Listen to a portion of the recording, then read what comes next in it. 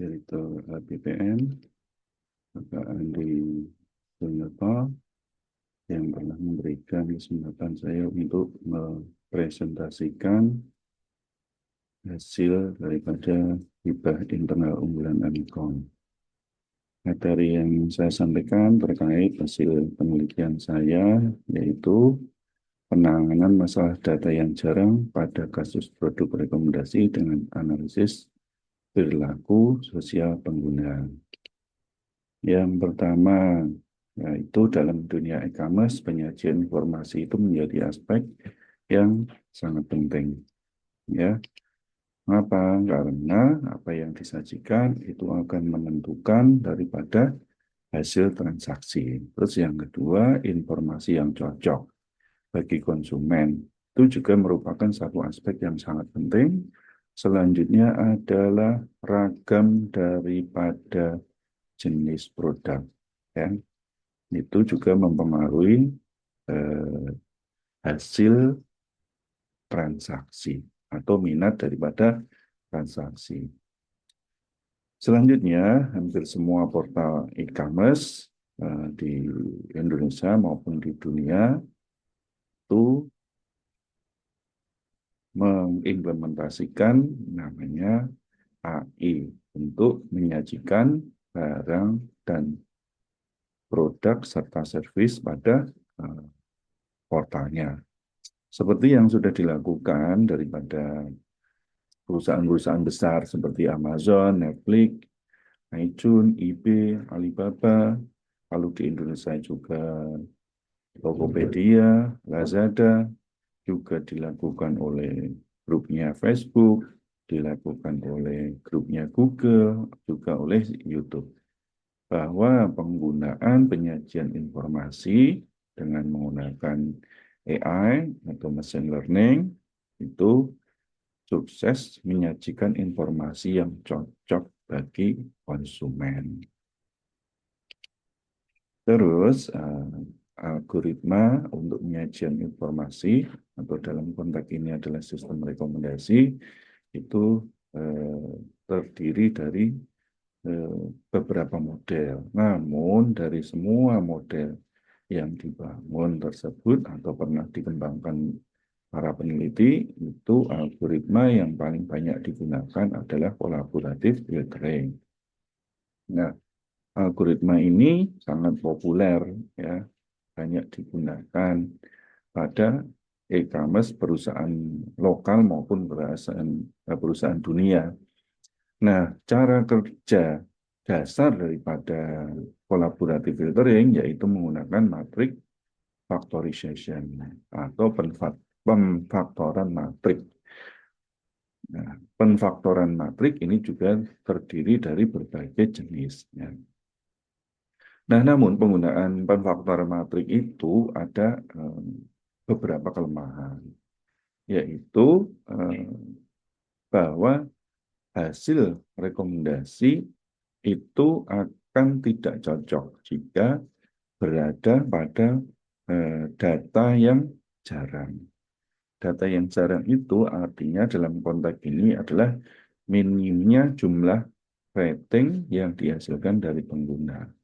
Misalkan ya jumlah rating yang dihasilkan dalam satu populasi itu hanya 2%, 3%, atau bahkan kurang dari 1%. Nah, itu dikatakan data jarang. Nah, ini contoh dalam gambar ini adalah satu contoh bagaimana produk itu tidak semuanya mendapatkan rating. Nah, ini dampaknya apa? Dampaknya adalah hasil rekomendasi itu tidak sesuai, ya, karena dia kinerja mesin learning tadi dalam menghasilkan satu informasi itu tidak sesuai. Nah, salah satu solusinya yaitu menambahkan beberapa informasi tambahan selain rating yang berasal dari informasi produk maupun informasi user. Nah, ini kemungkinan akan membantu kinerja daripada sistem rekomendasi dalam menghasilkan rekomendasi yang cocok. Kemudian karena problem di atas tadi, maka ini adalah pertanyaan daripada riset, yaitu bagaimana menangani penurunan kinerja penfaktor matrik dalam memprediksi rating pada algoritma kolaboratif filtering. Selanjutnya adalah bagaimana mentransformasi dokumen produk ke dalam word vector sehingga dapat menangkap makna konteks daripada suatu ungkapan. Selanjutnya, bagaimana mengintegrasikan dokumen produk ke dalam pemfaktoran matrik dalam meningkatkan performa kolaboratif filtering. Metodologi, itu tahap 1 adalah mentransformasi dokumen dari produk ke dalam vektor. Nah, kita ketahui bahwa teks itu tidak dikenali oleh mekanisme komputer kecuali dia berwujud angka. Nah, ini transformasi di sini kita menggunakan metode yang eh, cukup baru, yaitu menggunakan Global Word Vector Representation. Terus selanjutnya, output dari GLOV tadi pada proses pemaknaan dokumen diintegrasikan ke dalam algoritma LSTM.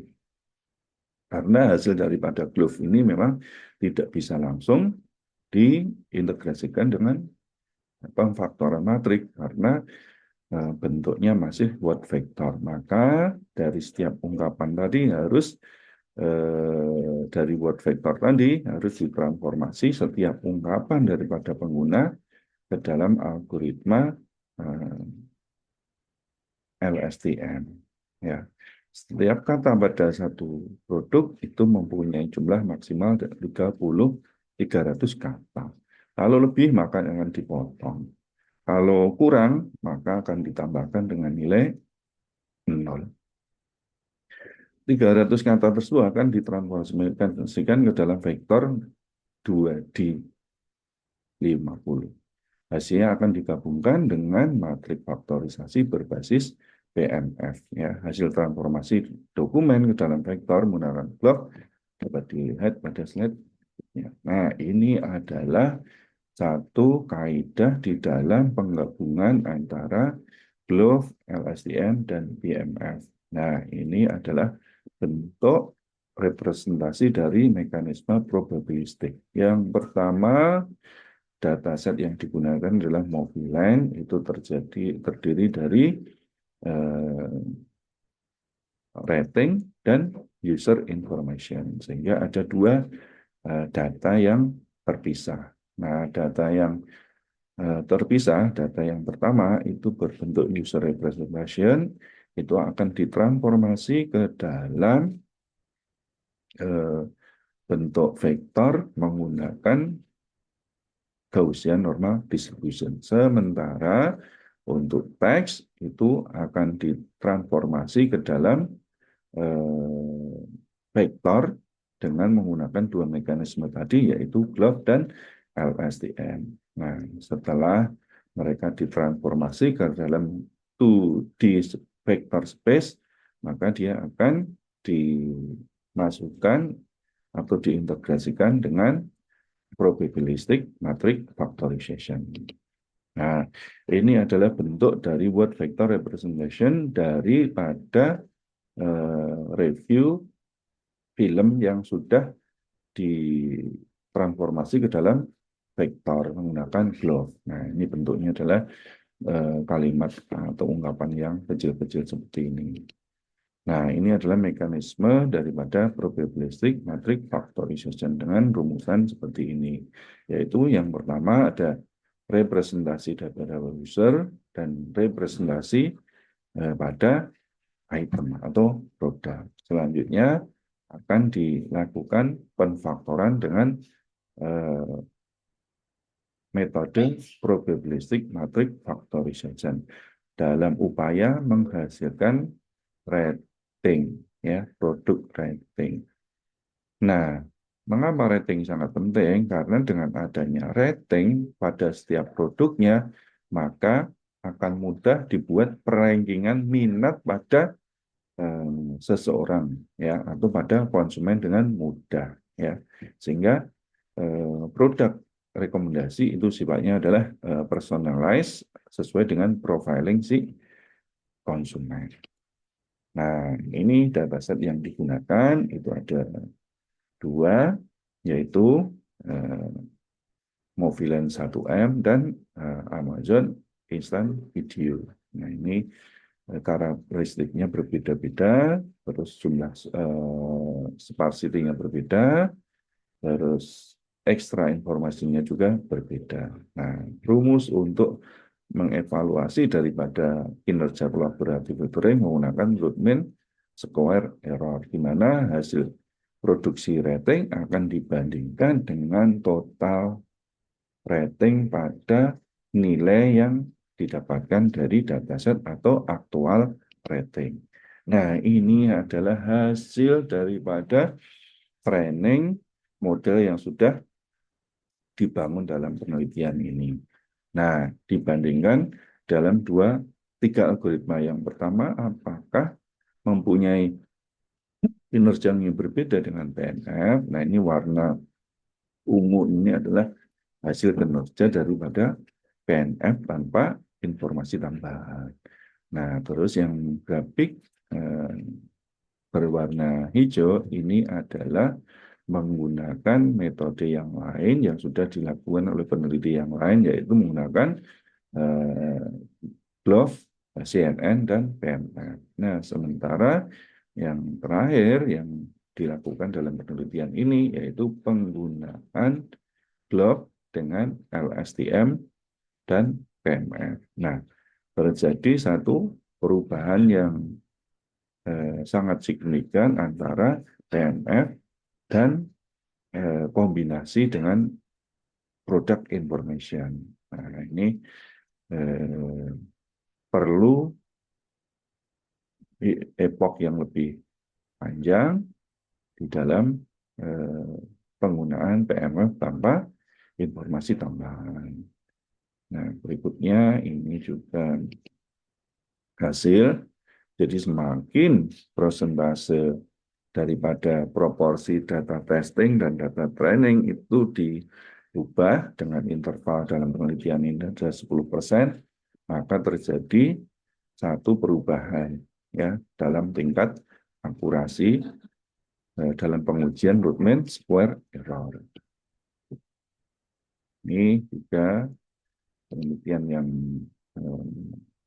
proporsi data yang terakhir. Nah, ini adalah hasil komparasi antara beberapa penelitian dengan penelitian yang dilakukan dalam penelitian ini. Dari hasil tersebut, dibandingkan antara PMF, CNN PMF, LSTM PMF. Nah, ini secara total, PMF dibandingkan dengan LSTM PMF itu mempunyai perbedaan yang sangat signifikan. Secara total itu di dalam iterasi pertama itu 39%. Nah, semakin persentase tingkat sparseness levelnya semakin kecil, maka gap antara PMF dan LSTM PMF itu semakin turun. Nah, contohnya dalam proporsi sparseness level 10%, maka selisih antara PMF dan LSTM PMF itu 6% saja. Oke, jadi penggunaan GloVe LSTM ini mempengaruhi pengaruh yang cukup signifikan dalam menghasilkan prediksi rating. Nah, kesimpulan dalam penelitian ini adalah pelibatan teks dari hasil aktivitas sosial pengguna dalam menangani data yang jarang pada algoritma kolaboratif filtering menggunakan konfaktor matrik dapat meningkatkan level efektivitas prediksi rating. Berikutnya adalah peningkatan nilai efektivitas dipercaya karena penggunaan sequential aspek pada mekanisme attention dan penggunaan word embedding di mana word embedding lebih dapat menangkap makna kontekstual pada kalimat. Kelemahan daripada penelitian ini adalah peningkatan kinerja